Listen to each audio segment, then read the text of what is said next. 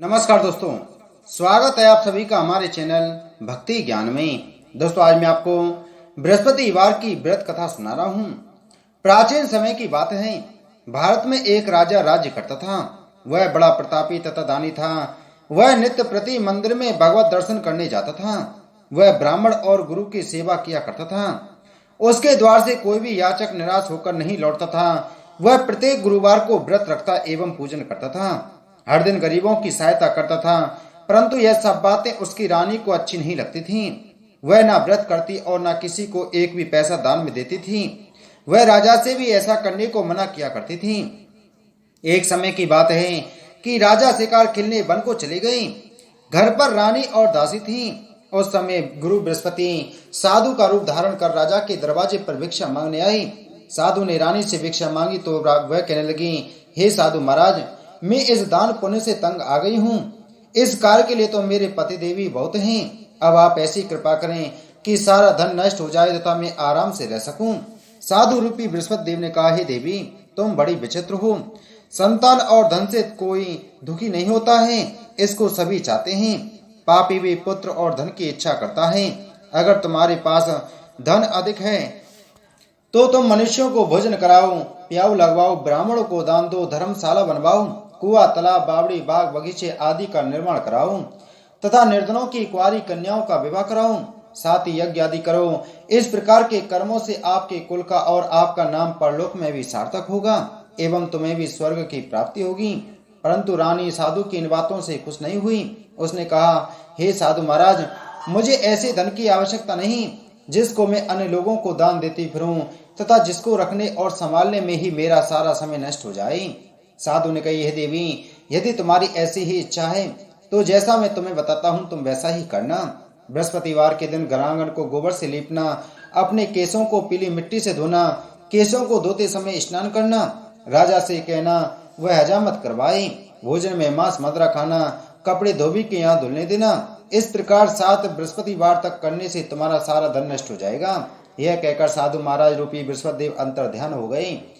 रानी ने साधु के कहने के अनुसार 7 बृहस्पतिवार तक वैसा ही करने का विचार किया। साधु के बताए अनुसार कार्य करते हुए केवल 3 बृहस्पतिवार ही बीते थे कि उसकी समस्त धन संपत्ति नष्ट हो गई। भोजन के लिए दोनों समय परिवार तरसने लगा तथा सांसारिक भोगों से दुखी रहने लगा। तब राजा रानी से कहने लगा कि हे रानी, तुम यहाँ पर रहो, मैं दूसरे देश को जाता हूँ, क्योंकि यहाँ पर मुझे सभी मनुष्य जानते हैं, इसलिए मैं यहाँ कोई कार्य नहीं कर सकता। अब मैं परदेश जा रहा हूँ, वहाँ कोई काम धंधा करूंगा, शायद हमारे भाग बदल जाएं। ऐसा कहकर राजा परदेश चला गया। वह वहाँ जंगल से लकड़ी काट कर लाता और शहर में बेचता। इस तरह जीवन व्यतीत करने लगा। इधर राजा के बिना रानी और दासियां दुखी रहने लगी। किसी दिन भोजन मिलता और किसी दिन जल पीकर ही रह जाती। एक समय रानी और दासियों को 7 दिन बिना भोजन के व्यतीत करने पड़े। तो रानी ने अपनी दासी से कहा, हे दासी, यहाँ पासी के नगर में मेरी बहन रहती है, वह बड़ी धनवान है। तू उसके पास जा और वहां से 5 सेर बेजर मांग करके ले आ, जिससे कुछ समय के लिए गुजर हो जाएगा। दासी रानी की बहन के पास गई। रानी की बहन उस समय पूजा कर रही थी। बृहस्पतिवार का दिन था। दासी ने रानी की बहन से कहा, हे रानी, मुझे आपकी बहन ने भेजा है, मुझे 5 सेर बेजर दे दो। दासी ने यह बात अनेक बार कही, परंतु रानी की बहन ने कोई उत्तर नहीं दिया, क्योंकि वह उस समय बृहस्पतिवार की कथा सुन रही थी। जब दासी को रानी की बहन से कोई उत्तर नहीं मिला तो वह बहुत दुखी हुई। उसे क्रोध भी आया। वह लौटकर रानी से बोली, हे रानी, आपकी बहन बहुत ही घमंडी है, वह छोटे लोगों से बात भी नहीं करती है। मैंने उससे कहा तो उसने कोई उत्तर नहीं दिया। मैं वापस चली आई। रानी बोली, हे दासी, इसमें उसका कोई दोष नहीं है। जब बुरे दिन आते हैं तब कोई सहारा नहीं देता। अच्छे बुरे का पता विपत्ति में ही लगता है। जो ईश्वर की इच्छा होगी वही होगा। यह सब हमारे भाग्य का दोष है। उधर रानी की बहन ने सोचा कि मेरी बहन की दासी आई थी, परंतु मैं उससे नहीं बोली, इससे वह बहुत दुखी हुई होगी। अतः कथा सुन और विष्णु भगवान का पूजन समाप्त कर वह अपनी बहन के घर आई और कहने लगी, हे बहन, मैं बृहस्पतिवार का व्रत कर रही थी। तुम्हारी दासी हमारे घर गई थी, परंतु जब तक कथा होती है तब तक हम लोग ना उठते हैं ना बोलते हैं, इसलिए मैं नहीं बोली। कहो दासी, क्यों गई थी? रानी बोली, बहन, हमारे घर अनाज नहीं था। वैसे तुमसे कोई बात छिपी नहीं है, इस कारण मैंने दासी को तुम्हारे पास 5 सेर बेजर लेने के लिए भेजा था। रानी की बहन बोली, बहन देखो, बृहस्पति भगवान सबकी मनोकामना पूर्ण करते हैं, देखो शायद तुम्हारे घर में ही अनाज रखा हो। यह सुनकर दासी घर के अंदर गई तो वहां उसे एक गड़ा बेजर का भरा मिल गया। उसे बड़ी हैरानी हुई क्योंकि उसने एक एक बर्तन देख लिया था। उसने बाहर आकर रानी को बताया। दासी अपनी रानी से कहने लगी, हे रानी देखो, वैसे हमको जब अन्न नहीं मिलता तो हम रोज ही व्रत करते हैं। अगर इनसे व्रत की विधि और कथा पूछ ली जाए तो उसे हम भी कर लिया करेंगे। दासी के कहने पर रानी ने अपनी बहन से बृहस्पतिवार व्रत के बारे में पूछा। उसकी बहन ने बताया, हे रानी बहन, बृहस्पतिवार को सूर्योदय से पूर्व उठकर स्नान करके बृहस्पतिवार का व्रत करना चाहिए, लेकिन उस दिन सिर नहीं धोना चाहिए। बृहस्पतिवार के व्रत में चने की दाल और मुनक्कों से विष्णु भगवान का केले के वृक्ष की जड़ में पूजन करें तथा दीपक जलाएं। उस दिन एक ही समय भोजन करें। भोजन पीले खाद्य पदार्थ का करें तथा कथा सुने।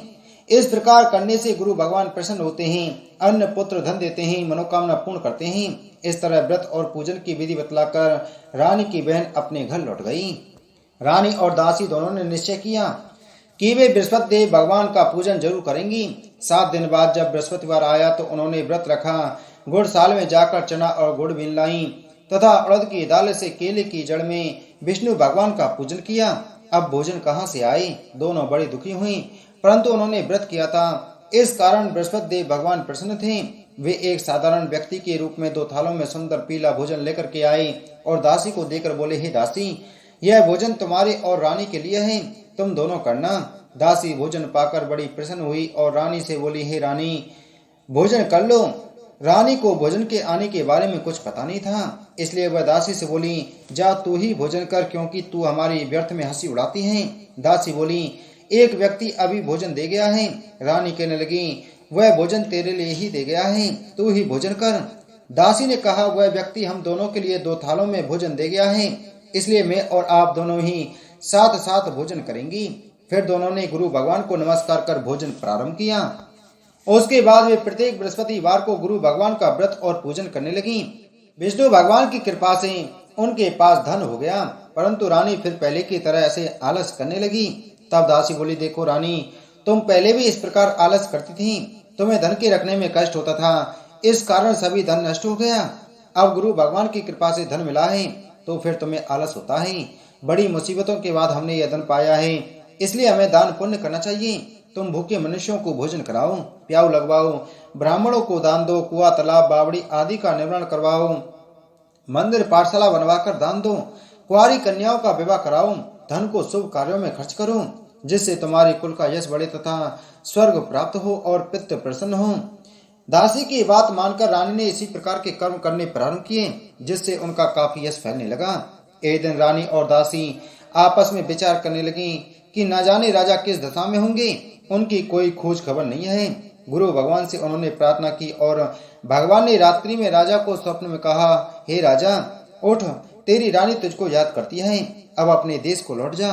राजा प्रातःकाल उठकर जंगल से लकड़ियां काट कर लाने के लिए जंगल की ओर चल पड़ा। जंगल से गुजरते हुए वह सोचने लगा, रानी की गलती से उसे कितने दुख भोगने पड़े। राजपाट छोड़कर उसे जंगल में आकर रहना पड़ा। जंगल से लकड़ियां काटकर उन्हें बेचकर गुजारा करना पड़ा। उसी समय उस जंगल में बृहस्पति देव एक साधु का रूप धारण कर आए और राजा के पास आकर बोले, हे लकड़ारे, तुम इस सुनसान जंगल में किस चिंता में बैठे हो, मुझे बतलाओ। यह सुन राजा के नेत्रों में जल भर आया और साधु की वंदना कर बोला, हे प्रभु, आप सब कुछ जानने वाले हैं। इतना कहकर राजा ने साधु को अपनी संपूर्ण कहानी सुना दी। महात्मा तो स्वभाव से ही दयालु होते हैं। वे राजा से बोले, हे राजा, तुम्हारी पत्नी ने बृहस्पति देव के प्रति अपराध किया था, जिसके कारण तुम्हारी यह दशा हुई। अब तुम किसी प्रकार की चिंता मत करो, भगवान तुम्हें पहले से अधिक धन देंगे। देखो, तुम्हारी पत्नी ने बृहस्पतिवार का व्रत करना प्रारंभ कर दिया है।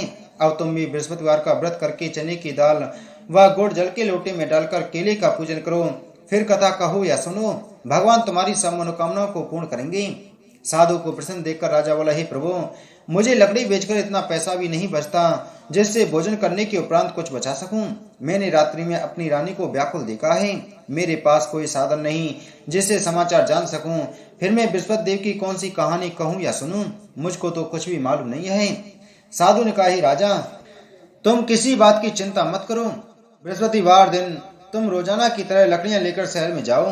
तुम्हें रोज से दोगुना धन प्राप्त होगा, जिससे तुम भली भांति भोजन कर लोगे तथा बृहस्पति देव की पूजा का सामान भी आ जाएगा।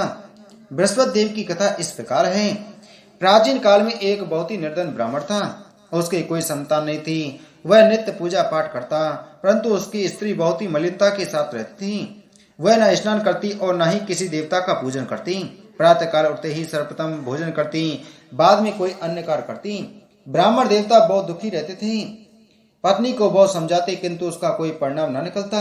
भगवान की अनुकंपा से एक समय उस ब्राह्मण की पत्नी गर्भवती हुई और उसने 10वें महीने एक सुंदर कन्या को जन्म दिया। निर्धन ब्राह्मण उस कन्या के जन्म से बहुत दुखी हुआ। धीरे धीरे ब्राह्मण की कन्या बड़ी होने लगी। बचपन से ही उस कन्या की रुचि भगवान विष्णु की पूजा में थी। प्रातःकाल उठते ही स्नान आदि करके भगवान विष्णु की पूजा करने मंदिर में जाती थी। बृहस्पतिवार को व्रत करके विधिवत पूजा पाठ करती थी। पूजा पाठ के बाद वह पढ़ने के लिए पाठशाला में जाती थी। घर से चलते हुए वह मुट्ठी भर जौ साथ लेकर जाती और पाठशाला के रास्ते में थोड़ी थोड़ी जौ गिराती जाती थी। जब वह पाठशाला से घर लौटती तो जौ के वह दाने सोने में बदले हुए मिलते थे। लड़की सभी सोने के दाने बीन लाती थी। एक दिन जब वह सोने के दाने साफ कर रही थी तो उसकी माँ ने कहा, बेटी, सोने के दाने साफ करने के लिए तो सोने का सूप भी होना चाहिए। अगले दिन बृहस्पतिवार था। उसने भगवान बृहस्पति देव की पूजा करते हुए प्रार्थना की, हे भगवान, यदि मैंने आपका व्रत विधिवत किया हो तो मुझे सोने का सूप दे दो। भगवान बृहस्पति देव ने उसकी मनोकामना पूरी करने का वचन दिया। पाठशाला से लौटते समय उसे रास्ते में सोने का सूप पड़ा हुआ मिला। घर लौटकर सोने का सूप अपनी माँ को दिखाकर वह सोने के दाने साफ करने लगी। उसी समय नगर का राजकुमार उसके घर के पास से गुजरा। उस सुंदर लड़की को सोने के सूप में जौ साफ करते देख राजकुमार उस पर मोहित हो गया। महल में लौटकर राजकुमार ने राजा से उस लड़की से विवाह करने की इच्छा प्रकट की तो राजा ने ब्राह्मण को महल में बुलाकर राजकुमार से उसकी लड़की से विवाह की बात कही। ब्राह्मण तैयार हो गया। धूमधाम से उस लड़की का विवाह राजकुमार से हो गया। दुल्हन बनकर ब्राह्मण की लड़की महल में चली गई। लड़की के चले जाने से ब्राह्मण फिर निर्धन हो गया। उसे कई कई दिन तक भोजन नहीं मिलता था। बहुत दुखी होकर ब्राह्मण एक दिन अपनी लड़की के पास गया। अपने पिता से निर्धनता का समाचार सुनकर उसने बहुत सा धन देकर पिता को विदा किया। उस धन से ब्राह्मण के कुछ दिन तो आराम से गुजर गए, लेकिन जल्दी ही फिर भूखों मरने की हालत हो गई। ब्राह्मण अपनी लड़की से धन लेने के लिए फिर महल में पहुंचा। लड़की ने पिता की बुरी हालत देखकर कहा, पिताजी, आखिर आप कब तक मुझसे धन लेकर जीवन यापन करेंगे? आप कोई ऐसा उपाय क्यों नहीं करते जिससे आपका घर धन संपत्ति से भर जाए? ब्राह्मण ने कहा, मैंने तेरी माँ को बहुत समझा लिया, पर उसकी समझ में कुछ नहीं आता। उसका फूहड़पन नष्ट हो जाए तो घर की निर्धनता भी दूर हो जाए। तब कुछ सोचकर लड़की ने पिता से कहा, पिताजी, आप कुछ दिनों के लिए माँ को मेरे पास छोड़ जाओ। ब्राह्मण अपनी पत्नी को लड़की के पास महल में छोड़ आया। लड़की ने अपनी माँ से कहा, माँ, तुम कल प्रातः काल उठकर स्नान आदि करके भगवान बृहस्पति देव विष्णु जी की पूजा अवश्य करना। पूजा करने से तुम्हारी निर्धनता अवश्य दूर हो जाएगी। लेकिन उसकी माँ ने उसकी कोई बात नहीं मानी। तब क्रोधित होकर लड़की ने अपनी माँ को एक कक्ष में बंद कर दिया। सूर्योदय के समय माँ को उठाकर जबरदस्ती उसे स्नान कराया और फिर मंदिर में ले जाकर भगवान बृहस्पति देव विष्णु जी की पूजा कराई। कुछ दिनों तक ऐसा करने से माँ की बुद्धि में परिवर्तन हुआ और वह स्वयं बृहस्पतिवार का व्रत रखने लगी। उसके व्रत रखने से ब्राह्मण के घर में भगवान विष्णु की अनुकंपा से धन की वर्षा होने लगी। दोनों पति पत्नी धन संपत्ति पाकर आनंद पूर्वक जीवन यापन करते हुए विष्णु धाम को चले गए। लकड़ारा बने राजा ने उन साधु से भगवान बृहस्पति देव की यह कथा सुनकर बृहस्पतिवार का व्रत करके भगवान विष्णु जी की पूजा की। उस दिन से उसके सभी क्लेश दूर हो गए। लेकिन अगले बृहस्पतिवार को कामकाज में अधिक व्यस्त रहने के कारण उसने भगवान बृहस्पति देव का व्रत नहीं किया। भगवान बृहस्पति देव लकड़ारे से क्रोधित हो गए और उसे भूल की सजा दी। उस दिन नगर के राजा ने नगर में घोषणा करके सबको सूचित किया, प्रत्येक नागरिक मेरे महल में भोजन करने आई। जो नहीं आएगा उसे अपराधी मानकर भारी दंड दिया जाएगा। लकड़ारा बने राजा ने उस नगर के राजा की घोषणा तो सुनी, लेकिन जंगल से लकड़ी काटकर लाने और उन्हें बेचने में देर हो जाने के कारण वह समय पर महल में भोजन करने नहीं जा सका। अतः राजा के सैनिक लकड़ारे को पकड़कर महल में ले गए। राजा ने उसे महल के एक कक्ष में बैठाकर भोजन कराया। उस कक्ष में एक खूंटी पर रानी का सोने का हार लटका हुआ था। लकड़ारा अकेला उस कक्ष में भोजन कर रहा था। तभी उसने एक आश्चर्यजनक घटना घटती देखी। देखते ही देखते वह खूंटी हार को निगल गई। थोड़ी देर के बाद राजा ने हार को गायब देखा तो लकड़हारे को कारावास में डलवा दिया। लकड़हारा मनी मन अपने भाग्य को कोसने लगा। तभी उसे जंगल में मिले साधु का स्मरण हुआ। थोड़ी देर में भगवान बृहस्पति देव सन्यासी के रूप में उसके सामने प्रकट हुए और कहा, हे लकड़हारे, तूने भगवान बृहस्पति देव की पूजा नहीं की थी, इसी कारण तुम्हें यह कष्ट हुआ है। लेकिन अब तुम चिंता मत करो, बृहस्पतिवार के दिन कारागार के दरवाजे पर तुम्हें कुछ पैसे पड़े हुए मिलेंगे। उन पैसों से भगवान बृहस्पति देव का व्रत करके उनकी पूजा करोगे तो तुम्हारे सब दुख नष्ट हो जाएंगे। बृहस्पतिवार के दिन दरवाजे पर पड़े मिले पैसों से गुड़ और चना मंगाकर लकड़हारे ने बृहस्पतिवार की कथा कही तो भगवान बृहस्पति देव ने प्रसन्न होकर उस नगर के राजा को स्वप्न में लकड़हारे को कारागार से मुक्त करने को कहा। सुबह राजा ने अपने कक्ष में आकर देखा तो खूंटी पर रानी का हाथ टंगा हुआ था। राजा ने लकड़हारे को मुक्त कर दिया और उसे धन और आभूषण देकर विदा किया। लकड़हारा बना राजा उस नगर से चलकर अपने नगर में पहुंचा तो उस नगर में कुएं, धर्मशाला, बाग बगीचे देखकर बहुत प्रसन्न हुआ। राजा ने किसी से पूछा, ये कुएं, धर्मशाला किसने बनवाई हैं? सबने उसे बताया कि ये सब रानी और उसकी दासी ने बनवाए हैं। राजा महल में पहुंचा तो रानी ने उसका भव्य स्वागत किया। तब राजा ने निश्चय किया कि सप्ताह में तो एक बार सभी बृहस्पति देव का व्रत तथा पूजन करते हैं, परंतु मैं प्रतिदिन व्रत किया करूंगा तथा दिन में 3 बार कथा कहा करूंगा। अब राजा हर समय दुसाले में चने की दाल बांधे रहता तथा दिन में 3 बार बृहस्पति देव की कथा कहता। कुछ दिनों के बाद राजा को अपनी बहन की याद आई। एक दिन घोड़े पर सवार होकर राजा अपनी बहन से मिलने चल दिया। अभी राजा नगर के बाहर पहुंचा ही था कि उसने कुछ लोगों को एक शव को ले जाते हुए देखा। राजा को स्मरण हुआ कि आज उसने किसी को बृहस्पतिवार की व्रत कथा नहीं सुनाई है। राजा ने उन लोगों को रोक कर कहा, भाइयों, आप सबको ले जाने से पहले मुझसे बृहस्पतिवार की कथा सुन लें। लोगों ने राजा पर क्रोधित होते हुए कहा, तुम पागल तो नहीं हो गए हो? लेकिन कुछ बड़े बूढ़े लोगों ने कहा, भाई अच्छा, साथ में चलते चलते तुम अपनी कथा भी सुना लो। राजा ने चलते हुए आधी कथा ही सुनाई थी कि सब हिलने लगा। राजा के पूरी कथा सुनते ही सब उठकर बैठ गया। लोगों ने हैरानी से दांतों तले उंगली दबाई और अगले बृहस्पतिवार से भगवान बृहस्पति देव का व्रत करने व कथा सुनने का निश्चय कर लिया। अब घोड़े पर सवार होकर राजा चलते हुए एक किसान के पास पहुंचा। किसान अपने खेत में हल चला रहा था। राजा ने कहा, अरे भाई, मुझसे बृहस्पतिवार की कथा सुन लो। किसान झुंझला कर बोला, अरे भाई, देख नहीं रहे, जितनी देर में तुम्हारी कथा सुनूंगा उतनी देर में तो पूरे खेत में हल चला लूंगा। राजा निराश होकर चलने लगा। तभी किसान के बैल लड़खड़ाकर जमीन पर जा गिरे। किसान के पेट में भी जोरों का दर्द होने लगा। उस किसान की पत्नी जब खाना लेकर आई तो उसने किसान से इस बारे में पूछा। किसान ने घुड़सवार की पूरी कहानी सुनाई। किसान की पत्नी दौड़ती हुई राजा के पास पहुंचकर हाथ जोड़कर बोली, भैया, मैं तुम्हारी कथा सुनने को तैयार हूँ।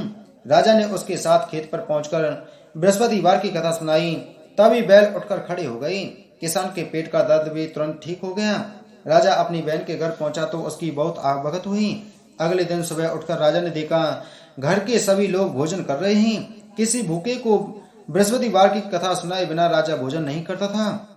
उसने बहन से कहा, बहन, क्या घर में कोई ऐसा व्यक्ति है जिसने अभी तक भोजन न किया हो? उसकी बहन बोली, भैया, हमारे घर में तो क्या, आपको पूरे नगर में कोई ऐसा व्यक्ति नहीं मिलेगा जिसने सुबह सुबह भोजन नहीं किया हो।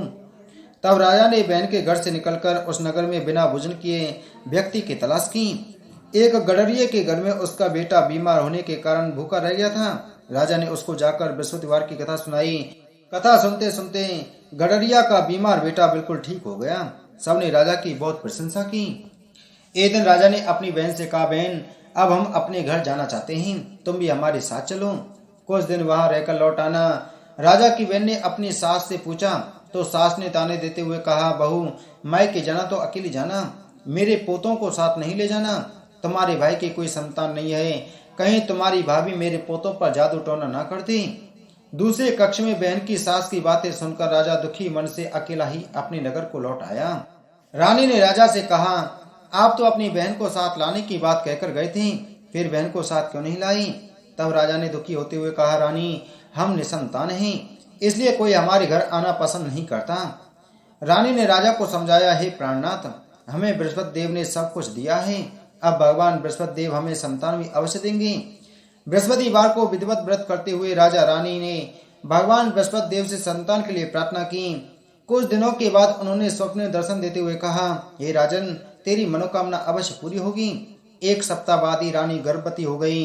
10वें महीने रानी ने एक सुंदर पुत्र को जन्म दिया। राजा रानी जीवन पर्यंत बृहस्पतिवार का व्रत करते रहे। उनके घर में धन की वर्षा होती रही। इस तरह आनंद पूर्वक जीवन यापन करते हुए राजा रानी भगवान बृहस्पति देव की अनुकंपा से मोक्ष को प्राप्त करके सीधे बैकुंठ धाम को चले गए। बृहस्पतिवार को विधिवत व्रत करके जो स्त्री पुरुष भगवान विष्णु की पूजा करते हैं, भगवान उनकी सभी मनोकामनाएं पूर्ण करते हैं। इति श्री बृहस्पतिवार व्रत कथा संपूर्ण। बोलो बृहस्पति देव भगवान की जय।